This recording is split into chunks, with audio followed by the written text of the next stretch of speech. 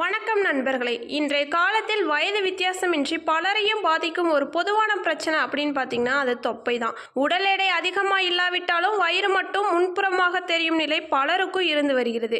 இது அழகை மட்டுமல்ல, நம்ம உடல் நலத்தையும் பாதிக்கக்கூடியது. தொப்பை வருவதற்கு முக்கிய காரணங்கள் என்ன தெரியுமா?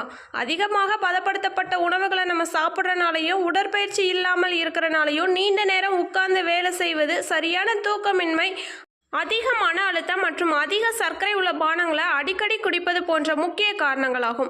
ஆனால் ஒரு நல்ல செய்தி என்னவென்று பார்த்தீங்கன்னா, தொப்பையை குறைக்க கடினமான டயட் அல்லது விலை உயர்ந்த பொருட்கள் அவசியமில்லை. உங்கள் தினசரி வாழ்க்கையில் சில நல்ல பழக்கங்களை கொண்டு வந்தாலே போதுமானது.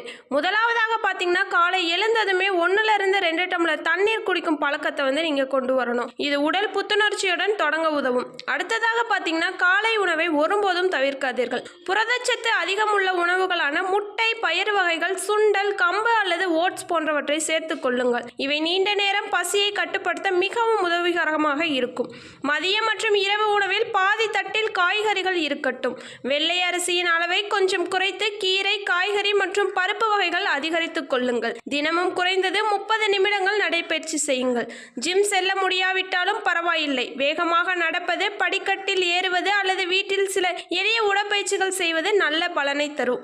சர்க்கரை கலந்த குளிர்பானங்கள், இனிப்பு வகைகள் மற்றும் அடிக்கடி ஜங்க் ஃபுட் சாப்பிடும் பழக்கத்தை குறையுங்கள். அதற்கு பதிலாக பழங்கள், கொட்டைகள் மற்றும் வீட்டில் தயாரித்த ஆரோக்கியமான சிற்றுண்டிகளை தேர்வு செய்து சமைத்து சாப்பிடுங்கள். தூக்கமும் மிகவும் முக்கியம். தினமும் 7 முதல் 8 மணி நேரம் நன்றாக தூங்குங்கள். தூக்கம் குறைந்தால் பசி அதிகரித்து தேவையற்ற உணவுகள் அதிகமாக சாப்பிடும் வாய்ப்பு ஏற்படும். மன அழுத்தத்தையும் குறைக்க முயற்சி செய்யுங்கள்.